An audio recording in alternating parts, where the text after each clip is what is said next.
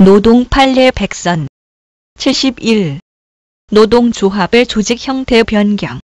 대법원 1997년 7월 25일 선고 9-5 4377 판결. 노동조합 설립 신고 사항 변경 신고 반려 처분 취소. 강선희 고려대 노동문제연구소 연구교수의 글입니다. 강선희 교수님은 제가 대학원 시절에 한 과목을 배웠었는데 아마도 노동소송에 대한 과목이었던 걸로 기억합니다. 수업 중에 발표를 맡았던 학생의 발표를 들으시고 법논리에 대해 꼬치꼬치 캐물으시던 모습이 가장 기억에 남습니다. 다행히도 저는 그 수업의 발표를 맡지 않았었습니다. 그날 발표를 맡았던 학생도 노무사였는데 아주 진땀을 빼더군요. 발표와 토론을 듣는 저로서도 안타깝기는 했지만 그보다는 안 걸려서 다행이다. 나만 아니면 된다는 생각이 가장 크게 들었습니다. 제가 특별히 이기적이라서 그런 건 아니라 생각하고 있습니다. 1. 사실관계.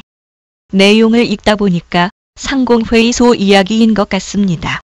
지금도 대한상공회의소와 서울상공회의소 건물이 같고 간판도 같이 쓰고 직원들도 비슷한 일을 하고 있지요.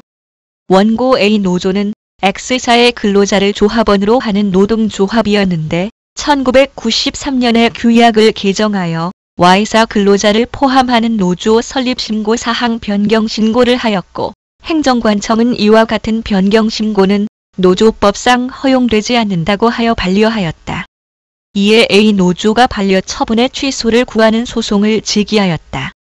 X사와 Y사는 법률상 독립된 법인이기는 하지만 설립 이후부터 양사의 회장이 동일하고 X사의 사무국장 등이 Y사의 임원을 겸임할 수 있으며 각사의 고유 업무 외에 양사의 업무를 공동으로 처리하는 겸직부서를 편성하여 약 60%의 직원이 겸직부서에 근무하는 등 직제상 중복 부분이 많을 뿐 아니라 각 부서 사이의 인사 이동도 많았고 직원 채용도 공동으로 하며 사무실도 함께 사용하고 있었다. Y사에는 노조가 없는 상황이었다. 2. 판결의 내용. 노동조합이 존속 중의 조합원 범위를 변경하는 조직 변경은 변경 전 조합의 재산 관계 및 단체 협약 주체로서의 지위를 그대로 승계한다는 조직 변경의 효과에 비추어 볼 때 변경 전후 조합의 실질적 통일성이 인정되는 범위 내에서 인정된다 할 것이고 노동조합은 구성원인 근로자가 주체가 되어 자주적으로 단결하고 민주적으로 운영되어야 하므로 어느 사업장의 근로자로 구성된 노동조합이 다른 사업장의 노동조합을 결성하거나 그 조직 형태 등을 결정할 수는 없다 할 것인 바 이 사건에서처럼 원고 A 노조가 조합원 자격을 Y사 근로자까지 확장하는 것은 우선 조합의 인적 구성에서 실질적 통일성이 유지되지 아니하여 허용될 수 없을 뿐 아니라 원고 A 노조 총회의 결의로 Y사 노조가 결정되고 그 조직 형태나 가입 자격 등이 결정되기 때문에 자주성 및 민주성에도 반하게 되므로 어느무로 보나 허용될 수 없다.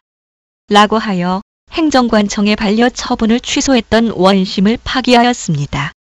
3. 해설. 1. 대상 판결의 의의와 조직 형태 변경 제도의 도입.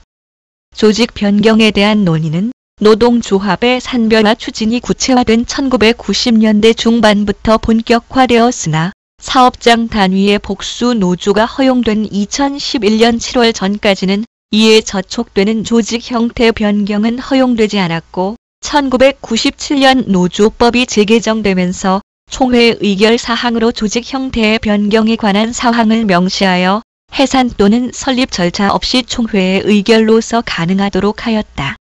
이 판결은 조직 형태 변경 제도가 도입되기 이전의 판단으로서 선례에 해당하며 사업장 단위의 복수 노조가 금지되었던 시기의 판단이다. 1997년 입법 준비 과정에서 노사관계개혁위원회의 논의에서는 단위 노조에서 초기업 단위 노조 지부로의 변경이나 상부연합 단체가 단위 노조로 변경할 경우에 관해 관련 규정이 없어서 노조가 해산 절차를 밟고 별도 설립 절차를 거쳐야 하는 절차상 번거로움과 조직 이탈 우려가 있다고 지적하면서 조직 형태 변경 제도를 도입하였다고 한다. 즉, 그 취지는 산별 노조의 전환 과정에서 노조가 기존 단결력의 훼손 없이 번거로운 절차를 생략하여 그 형태를 원활하게 변경하려는 데 있다 할 것이다. 이 조직 형태 변경의 개념과 유형. 노조법에는 해산과 설립 절차 없이 총회의 의결만으로 가능한 조직 변경이 무엇인지에 대해 규정되어 있지 않기 때문에 이는 해석론에 의존할 수밖에 없는 실정이다. 판례에서 나타난 조직 변경의 유형은 1. 기업별 노조가 조합원 범위를 변경하여 다른 기업까지 확장하는 것과 2. 산별 노조 지부나 분회가 이탈하여 기업별 노조로 변경하는 것이다. 그리고 판례는 없지만 실무에서 조직 변경으로 인정되는 유형은 기업별 노조에서 산별 노조 하부지부로 변경하는 경우이다. 3. 조직 형태 변경의 유효 요건. 1. 실체적 요건 변경 전후 조합의 실질적 동일성. 이 판결에서는 별도 독립법인의 근로자까지 조합원 자격을 변경하는 것은 조합의 인적 구성에서 실질적 동일성이 유지되지 않아 허용될 수 없다고 한다. 다수설은 조직 변경을 노동조합이 존속 중 그 실질적 동일성을 유지하면서 조직 형태를 변경하는 것이라 정의하고 있으므로 실질적 동일성의 유지는 유효 요건이 아니라 성립 요건이 된다. 따라서 변경 전후의 인적 동일성이 유지되지 않으므로 언제나 조직 변경에 해당하지 않게 되거나 유효성을 인정받을 수 없게 된다.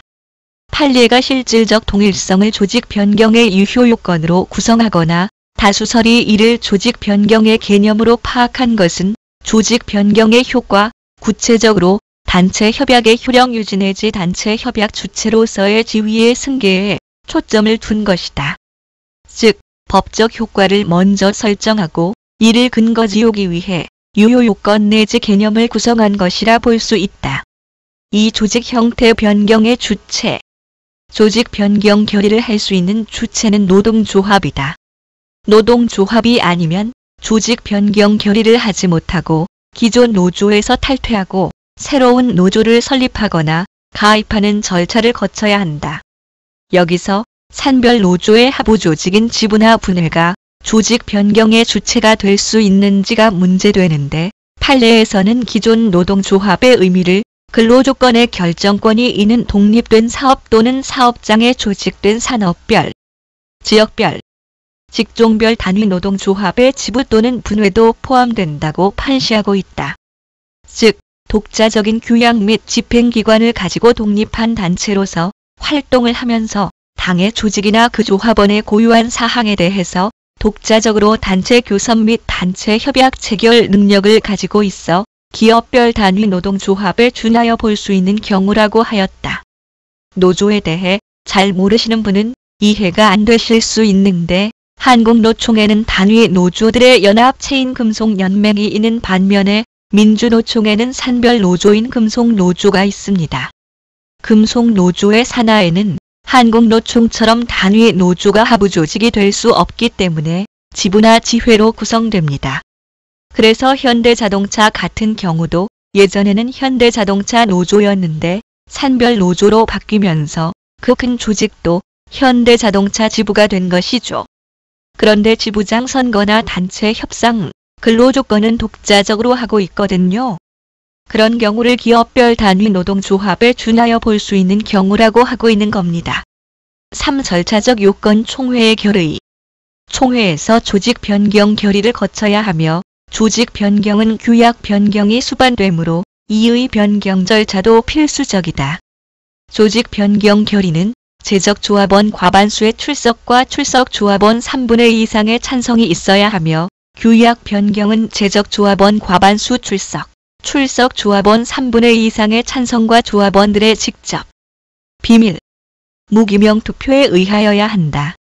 이러한 총회는 적법한 권한을 가진 소집권자에 의한 총회여야 한다. 초기업 노조 지부의 조합원들이 기업별 노조로의 조직 변경을 위해 임시총회 소집을 요구했으나 지부에서 이를 거절하자 지부를 탈퇴한 근로자들만으로 임시총회를 개최하여 기업별 노조로 조직 형태 변경 결의를 한 것에 대해 판례는 무효라고 한 바가 있습니다. 4. 조직 형태 변경의 효과. 이 판결에 따르면 변경 후에 조합이 변경 전 조합의 재산 관계 및 단체 협약의 주체로서의 지위를 그대로 승계한다는 조직 변경 효과에 비추어 변경 전후의 실질적 동일성이 요구된다고 하였다. 그리고 더불어서 단체 협약도 그대로 유지된다고 본다. 학설도 판례와 같은 견해이다. 5. 평가. 이 판결은 1997년 노조법상 조직 형태 변경 제도가 도입되기 이전의 판결이며 도입 이후에도 선례가 되는 판결이다. 이 판결은 복수 노조 허용과 산별 노조 전환이 가속화되는 상황에서 그 도입 취지를 반감시키는 측면이 있다.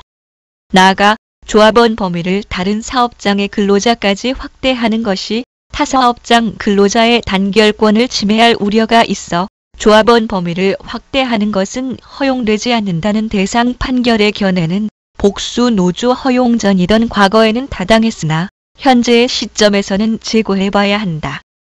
그리고 이 판결은 이후 하급심 판결에 영향을 주어 일정한 요건을 갖춘 초기업 노조의 지부, 분회도 조직 형태 변경의 주체가 될 수 있다고 하여 제도 도입 취지와 상관없이 기업별 노조 체제로 촉진하게 되는 결과를 낳았다.